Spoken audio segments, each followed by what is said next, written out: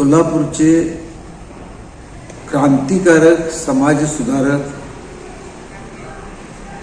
छत्रपती राजर्षी शाहू महाराज, छत्रपती शाहू महाराजांच्याबद्दल आपणा सर्वांना बऱ्यापैकी माहिती आहे.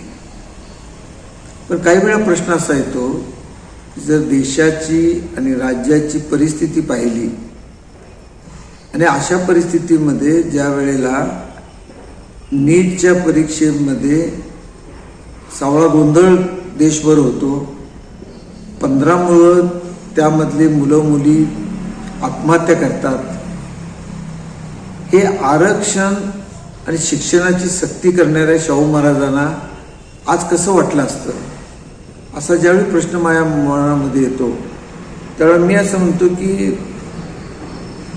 शाहू महाराजांची वारस रक्ताने नव्हे तर विचाराने ठरतात. समता, शिक्षण, बंधुता आणि सामाजिक न्याय यांचा ध्वज जो उंच ठेवतो तोच खरा शाहू महाराजांचा वारस आहे.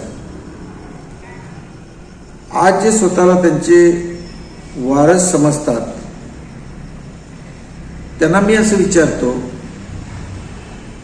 की अंधश्रद्धा आणि कर्मकांडांचं गौरवीकरण तुम्ही का करता? पुरोगामी विचारासाठी रशियाला जायची गरज नाही मार्क्सवादाकडे.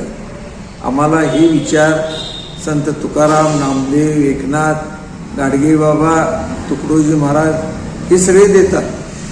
त्यामुळं आम्ही आमची प्रेरणा या महामानवांच्याकडून घ्यावी आणि महात्मा फुले, ज्योतिबा यांचा नुसतीच प्रतिमा पूजून आणि उत्सव साजरे करून हे काम होत नाही, प्रत्यक्ष कृतीमध्ये आणावं लागेल. देशामध्ये घडणाऱ्या अनेक घटनांबद्दल, नीटच्या परीक्षेमधल्या अपयशामुळं, आणखी अनागोंदी कारभारामुळं शासनाच्या 15-20 तरुण मुलामुलींनी ज्या आत्महत्या केल्या त्याला जबाबदार धरून ह्या मंत्र्याचा राजीनामा मागणं ही काही गैर आहे असं मला वाटत नाही. आणि राज्य करावं ते समतेचं राज्य असावं आणि त्यासाठी तुम्हा आम्हा लोकांची फार मोठी जबाबदारी आहे.